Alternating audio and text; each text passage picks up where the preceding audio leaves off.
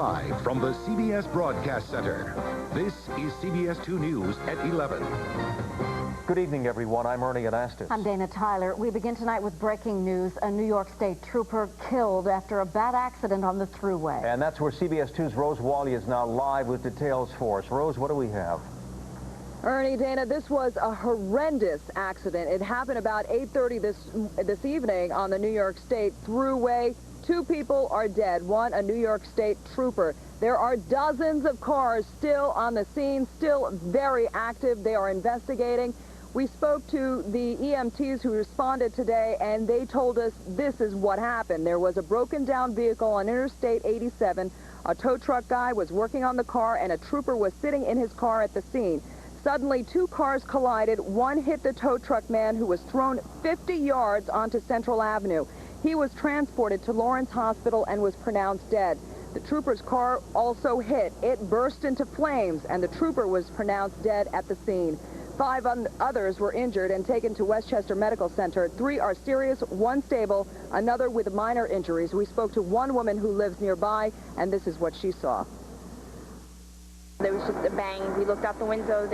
It just looked like a regular little fender bender. There was 3 cars. People got out of the 3 cars. They were walking around. It wasn't that big of a deal. We went back to watching television. Not 10 minutes went by. There was a loud boom. By the time we got to the window, it was just a ball of fire. And we called 911. The thruway is shut down and will be shut down for several hours in both directions. Again, 2 people dead tonight after a very bad accident. 1, a New York State trooper. We're live in Yonkers. Rose Wally at CBS 2 News. Back to you. Thank you, Rose. The U.S. says the seeds of war have been planted by Saddam Hussein, and a strike against Iraq looks likely. CBS 2's John Slattery is here now with the very latest for us tonight. John? Dana, the UN had demanded that Iraq do 2 things: allow weapon inspectors free access and also make a complete and accurate accounting of all its weapons. The U.S. says on one count, it's failed. With a buildup of American troops in the region, Secretary of State Powell denounced Iraq's latest chance to come clean. Saddam Hussein has so far responded to this final opportunity with a new lie. Powell says Iraq has failed to account for more than 30,000 liters of biological agents, efforts to buy uranium from the African country of Niger, 400 bombs capable of carrying biological agents, 30,000 munitions that could be filled with chemical agents. Powell declared Iraq is in violation of the UN resolution requiring it to disarm. These are material omissions that, in our view, constitute another material breach. In addition to Powell, the chief UN weapons inspector agrees that Iraq has failed to account for its weapons, and Senator Charles Schumer says that's significant. Are we going to war? It's too soon to tell. But Saddam's failure to come clean in his statement increases the likelihood.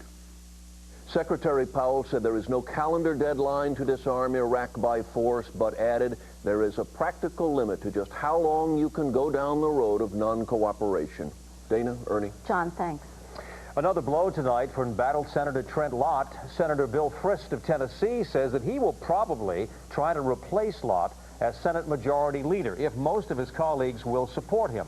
Frist is a close ally of President Bush, and Virginia's 2 Republican senators are already publicly supporting him. Lott has been under fire for saying then segregationist Strom Thurmond should have been elected president in 1948. 13 years after the crime, the convictions in the Central Park jogger case have been thrown out. For the families of the 5 defendants, it's a long overdue day of vindication. For the investigators in the case, it's a miscarriage of justice. After considering all of the papers of the parties, that the arguments contained in those papers, and for the reasons stated in my written decision, the motions are granted as to all of the convictions. Judge Charles Tejada overturned the convictions on the recommendation of the Manhattan DA's office, the same office that sent the 5 young men to prison for the 1989 assault and rape of a female jogger. Now it was forced to call for the convictions to be tossed out after DNA evidence backed the confession of another man, convicted murderer and rapist Matthias Reyes. He came forward in January to say he performed the attack alone. I want accountability for the police and the DA's office and those people who chose to sidestep justice to solve this crime. But investigators on the case stand by the convictions. And regarding Reyes's confession, current Police Commissioner Ray Kelly released this statement. There is no corroboration for his claim that he acted alone, other than his statement that he did so. A jury considering his testimony would have to take his credibility as a murderer and a serial rapist into account. The only chance to hear further evidence in the case may come if the Central Park Five files civil lawsuits against the city. A Brooklyn man learned his fate today for throwing his ex-girlfriend's dog out a window. And CBS 2 has obtained exclusive tapes of the chilling argument that led to that act. Penny Crone is joining us live right now with more on the story. Penny. Well, one thing I can tell you, I was in court and the judge was furious. He threw his ex-girlfriend's dog from her high-rise apartment. After hearing some chilling tapes, the judge threw the book at him. 12 years. Police operator 216 Weather's emergency. I just been robbed. How were you robbed? He came into my house behind me.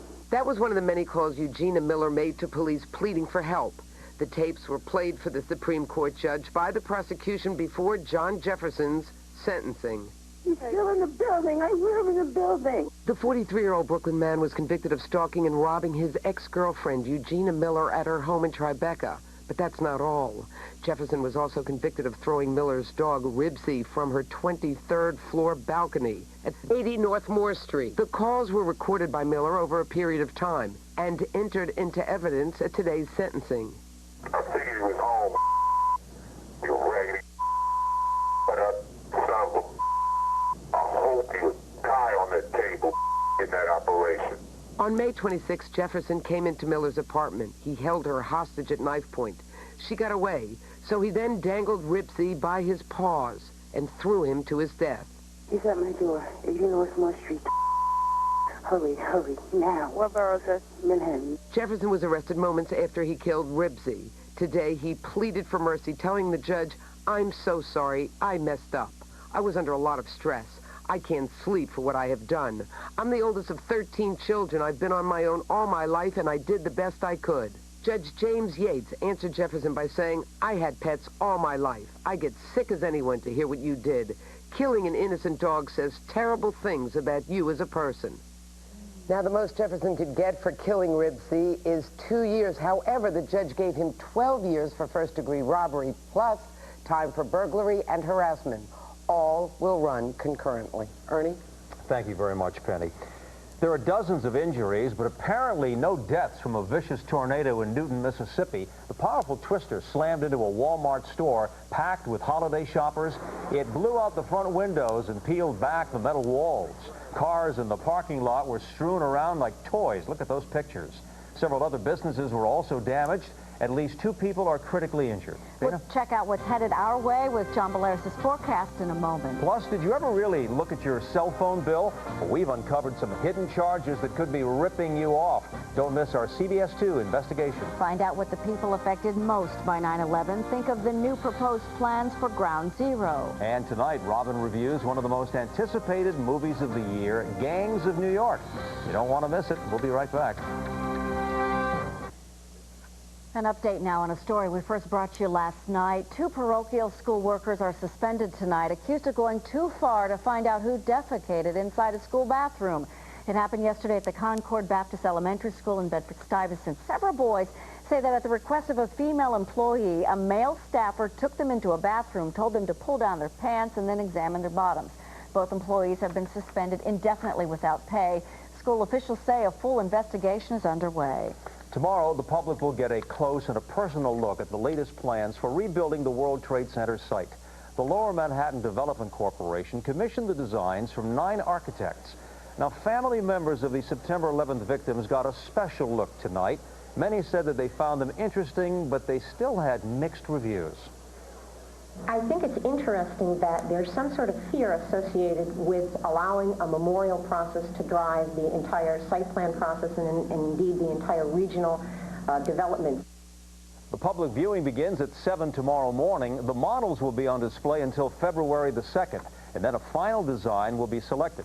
Plans for the memorial should be in place by September 2003. Still ahead tonight, Robyn Carter tells us if the film Gangs of New York lives up to its hype. Plus, CBS 2 looks into charges that cell phone companies may be ripping you off. We'll tell you what we found and what you should be looking for. And John's here with a rainy forecast. Yeah, Ernie, let's check out Storm Tracker. Picking up a few light showers passing through right now. They're zipping along. We'll be out of here in the next hour or two, but the main batch waiting in the wings, some heavy rain. All the details, complete weekend forecast of 5-day in just a few moments. Closed captioning on CBS 2 is brought to you by the heroic Toyota Sienna. Get the feeling. Toyota.